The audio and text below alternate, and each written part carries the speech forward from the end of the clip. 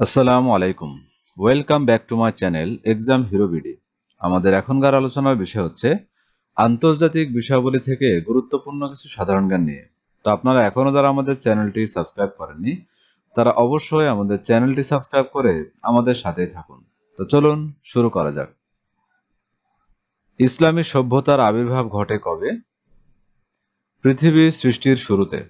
ইসলামী সভ্যতার আবির্ভাব ঘটে পৃথিবী সৃষ্টির শুরুতে। সভ্যতায় সুমেরীয়দের বড় অবদান কি? চাকা আবিষ্কার। সভ্যতায় সুমেরীয়দের বড় অবদান চাকা আবিষ্কার।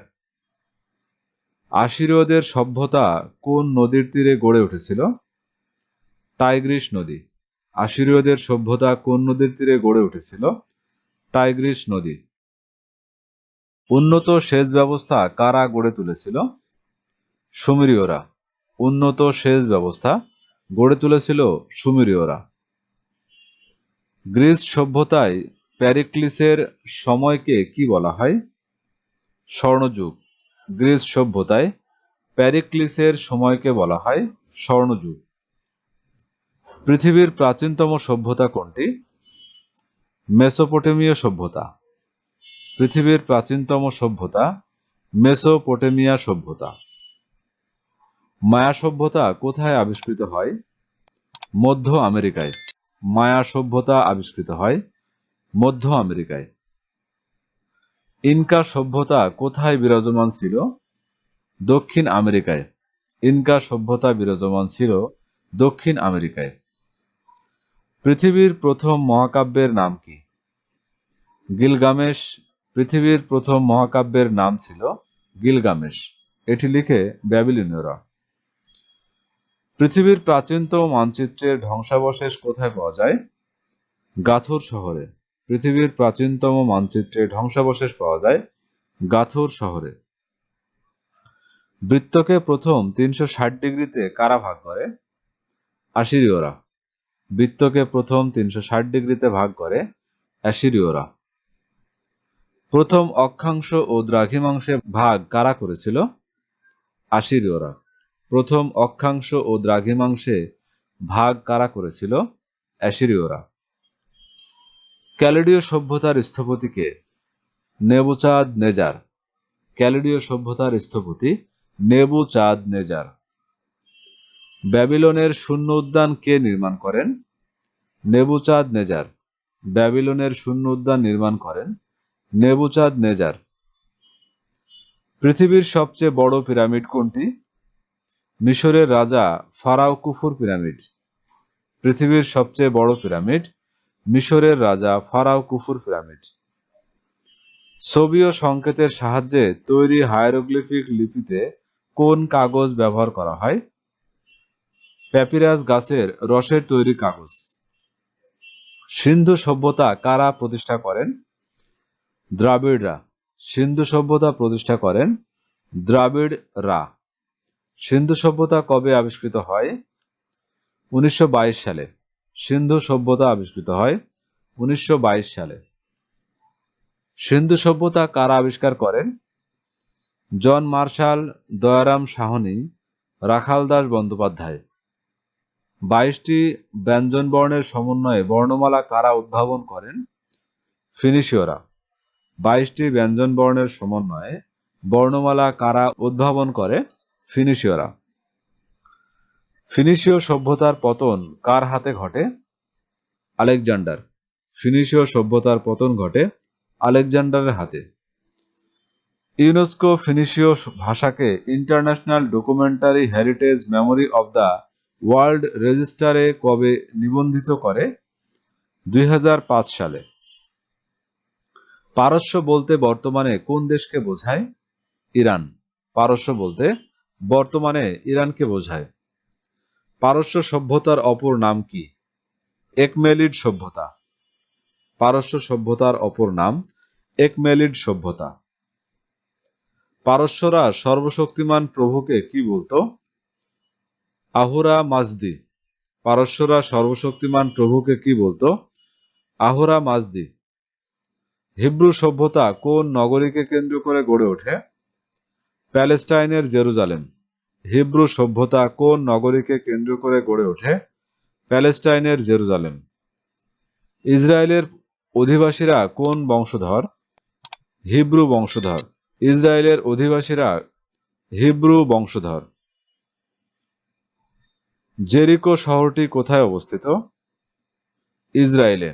জেরিকো শহরটি ইসরায়েলে অবস্থিত। আধুনিক রাষ্ট্রবিজ্ঞানের জনক কাকে বলা হয়? দ্য প্রিন্স গ্রন্থের লেখক ম্যাকিয়াভেলি।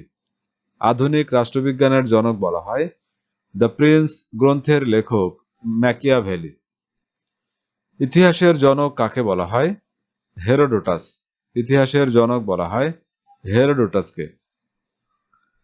গ্রিকদের প্রধান দেবতার নাম কি? জিউস। গ্রিকদের প্রধান দেবতার নাম জিউস। রোম সাম্রাজ্যের প্রথম সম্রাট কে? অগাস্টাস। রোম সাম্রাজ্যের প্রথম সম্রাট অগাস্টাস। জুলিয়াস সিজার রোমের সম্রাট কবে হয়? খ্রিস্টপূর্ব 46 অব্দে। জুলিয়াস সিজার রোমের সম্রাট হয় খ্রিস্টপূর্ব 46 অব্দে। ভিনি ভিডি ভিসি অর্থাৎ এলাম দেখলাম জয় করলাম উক্তিটি কার? জুলিয়াস সিজারের। ভিনি ভিডি ভিসি অর্থাৎ এলাম দেখলাম জয় করলাম উক্তিটি জুলিয়াস সিজারের। লিখন পদ্ধতির আবিষ্কার কোন সভ্যতায় হয়? ইজিয়ান সভ্যতা। লিখন পদ্ধতির আবিষ্কার হয় ইজিয়ান সভ্যতায়। পরমাণু অস্ত্র নিষিদ্ধকরণ চুক্তি জাতিসংঘ কবে অনুমোদন করে? 7 জুলাই 2017। পরমাণু অস্ত্র নিষিদ্ধকরণ চুক্তি জাতিসংঘ কবে অনুমোদন করে? 7 জুলাই 2017। কোন চুক্তির মাধ্যমে ইউরোপীয় ইউনিয়নের নামকরণ করা হয়? ম্যাস্ট্রিক্ট চুক্তি। কোন চুক্তির মাধ্যমে ইউরোপীয় ইউনিয়নের নামকরণ করা হয়? ম্যাস্ট্রিক্ট চুক্তি। কমিউনিস্ট বিপ্লব কবে ঘটে? 1 অক্টোবর 1949। কমিউনিস্ট বিপ্লব কবে ঘটে? 1 অক্টোবর 1949। চীনের উদ্যোগে গঠিত বিশ্বের বৃহত্তম মুক্ত বাণিজ্য চুক্তি কবে কার্যকর হয়? 1 জানুয়ারি 2022। চীনের উদ্যোগে গঠিত বিশ্বের বৃহত্তম মুক্ত বাণিজ্য চুক্তি কবে কার্যকর হয়? 1 জানুয়ারি 2022। মাঞ্চুরিয়া বিষয়ে চীন ও রাশিয়ার মধ্যে চুক্তি কবে স্বাক্ষরিত হয়? 8 এপ্রিল 1902।